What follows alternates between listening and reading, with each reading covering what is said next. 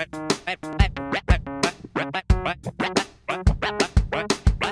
vēlies būt vairāk kā citi, tu vari kļūt par vairāk. Saņemies, rīkojies, tev viss izdosies. Vairāk kā citi.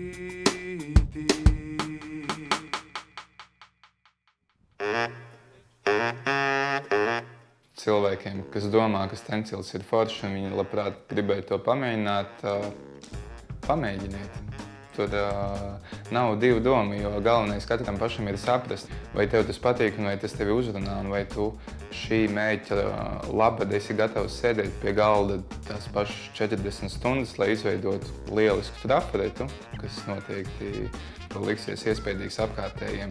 Tas ir tāds, principā, sava veida meditācija. Sveiki, mani sauc Dainis Rudens un es esmu stencila mākslinieks.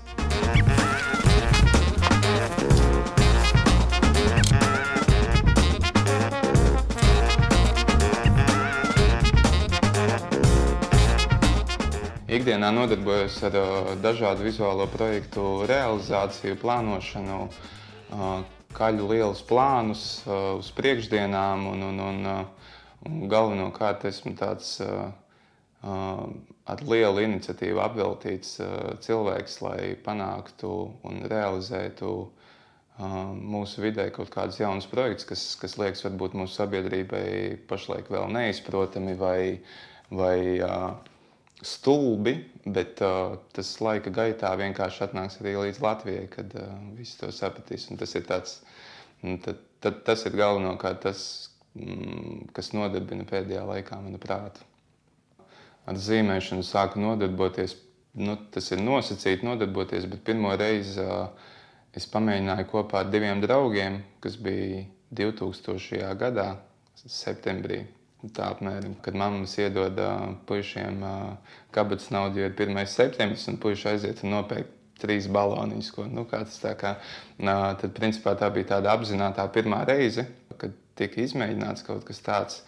Un tas tā notika ļoti tā, es nezinu, tur, piemēram, 5-6 mēnešus kaut kas notiek, tad ir vairāki gadi, varbūt pat pauzi un tam līdzīgi, bet tieši pie stenciliem es nonācu 2008. gadā.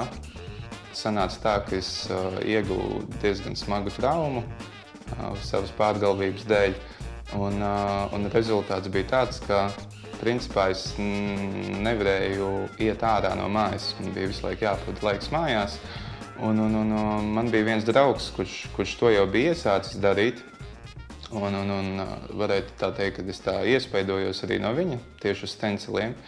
Un lēnām laika gaitā tad es arī pavadot tās dienas pa māju, dzīvojoties. Un mums bija tāds Madonas bērnu jauniešu centrā telpas, ko mums atvēlēja, tā kā mēs nākam un daram aktīvie jaunieši.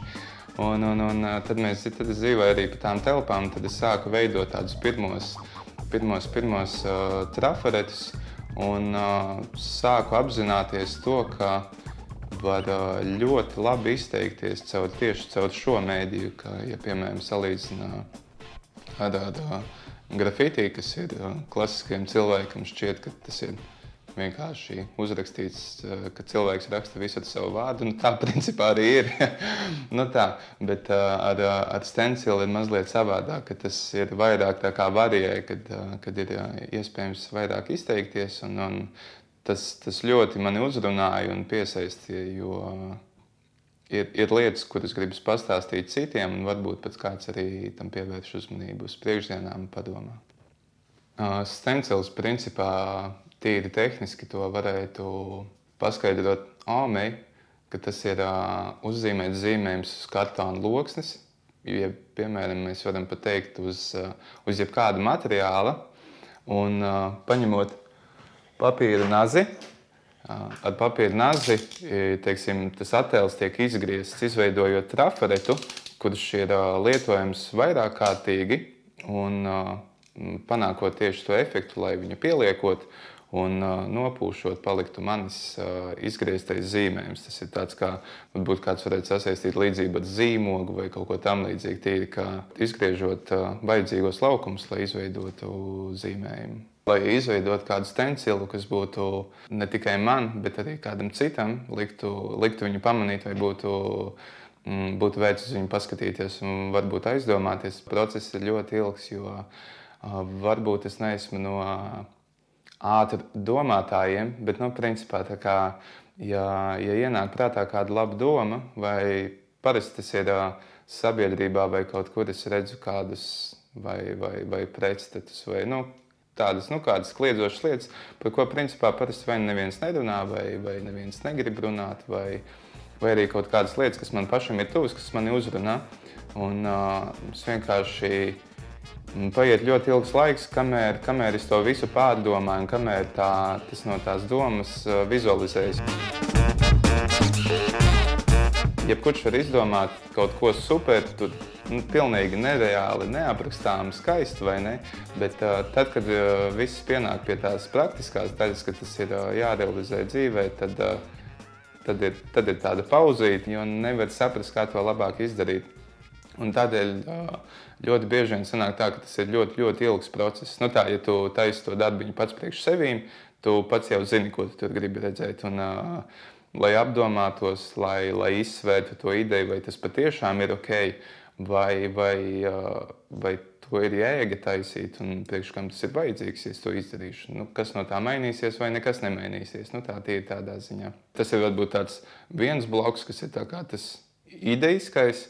Un tad otrs, tas tīri tehniskais, ir ļoti atkarīgs no tā tehniskā izpildījuma, ka var uztaisīt stencilu, piemēram, 5 stundu laikā, un var uztaisīt stencilu arī, piemēram, 45 stundu laikā.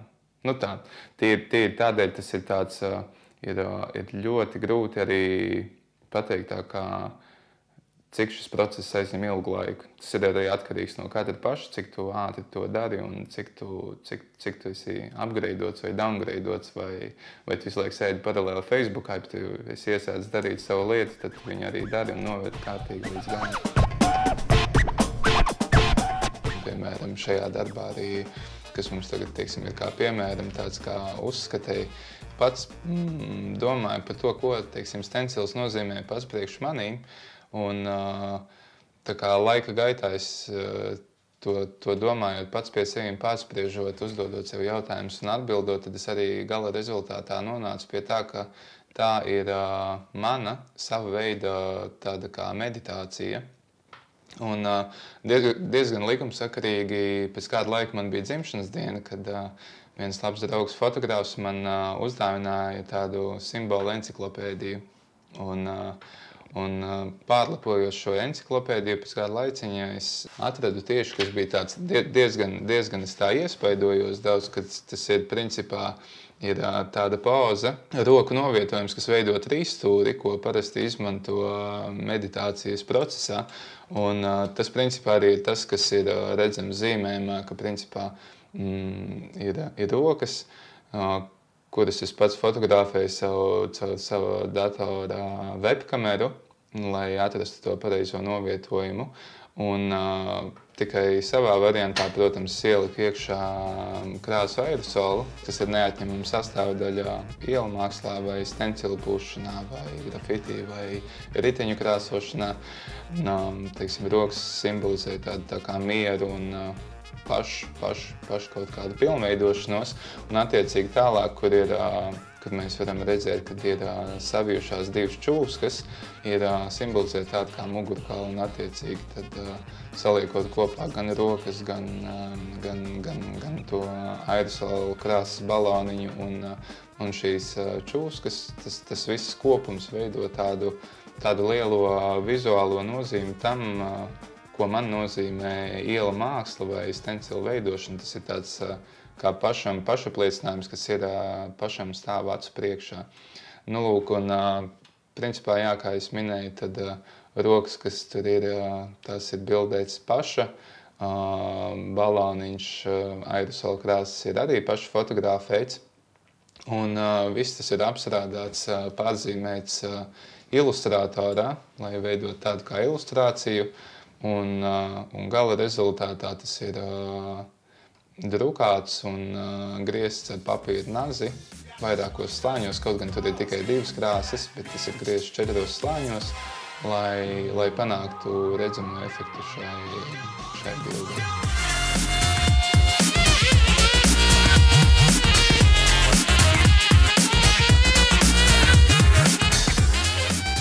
Realizējot kādu zīmējumu dabā, kad no savas kaut kādas domas, ko tu varētu izdarīt, tu finišā viņu realizē dabā, piemēram. Tad pēdējais lielākais projekts bija 8 metri uz augšu un 14 metri garumā tāda siena. Un principā tas ir no tādas mazas idejas, tā kā, varētu uztaisīt, būtu riktīgi labi. Un tad, kad tu viņu arī realizē, un tad tu vari vienkārši nostāties un uz tādu mazu mirklīti iepauzēt, apskatīties, ko tu esi paveicis, un tu saproti to, ka tu aiz sevīm vari kaut ko atstāt, ir kaut kas paliekošs.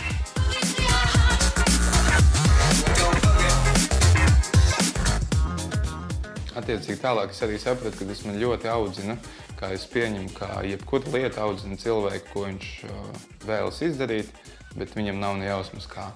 Tu pamēģini vienreiz, tev nesanāk, un tad tu domā, kāpēc tev nesanāc, ka laikam pacietība pat maz, laikam tur vajadzēja vairāk piesrādāt. Tie ir tā, ka tu pats dari, un tu pats pēc tam vari novērtēt savu rezultātu, ko tu esi izdarījis.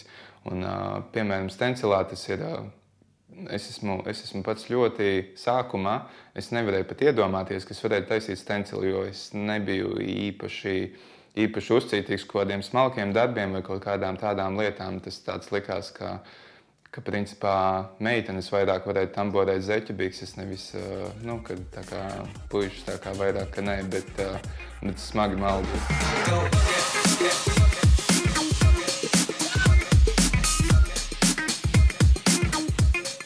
Tad to stencilu ar visu to veidošanu es esmu attīstījis gan kaut kādu savu skatījumu uz pasauli, gan man ir nācies iepazīties kādu jaunu literatūru, lai papildinātu pats sevi, kā arī tas ir tāds darba disciplīna, kas tādu darba ražīgumu, darba disciplīnu audzina un attīsta tevi pašu. Un principā, protams, tas ir arī viss varbūt grafikā un jebkurā citā mēdijā vai vizuālajā, kur tu vēlies izpausties. Bet, manuprāt, tieši stencils ir tieši tas, ko es esmu atradis pats priekš sevī.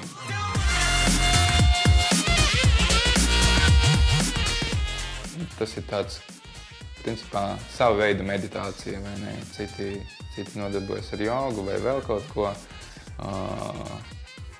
Bet rezultāts no tā ir, kad ir tāda garīgā pilnveidošanās, bet tur arī paņemt nazi un veidot raferetu. Un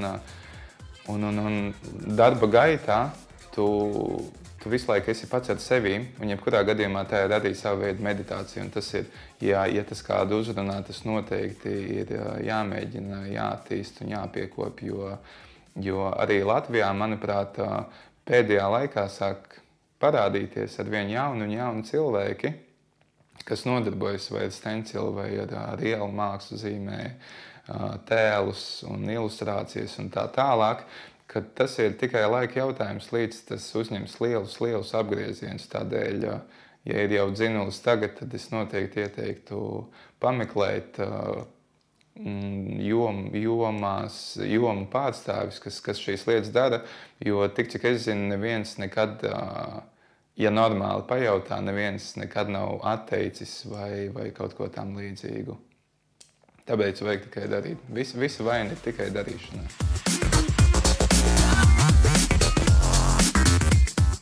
Ir jāatrod kaut kāds savs tas iekšējais dzinulis, ir jānotic sev, kas patiesībā arī ir tā tava veiksmes atslēga uz kaut ko uz priekšdienām. Jo, principā, mans iekšējais tāds dzinulis ik pa laikam, lai es izdarītu kaut ko, ko es nevaru izdarīt, es mēģinu sev uzsist mutē asins garšu. Un tas ir mans lielākais dzinulis. Un es domāju, ka katram vajag atrast kaut kādu savu lietu, kas var tevi iededzināt, lai tu būtu gatavs gāzt kalnus un pārpildēt jūru. Arī tu vari būt vairāk kā cits.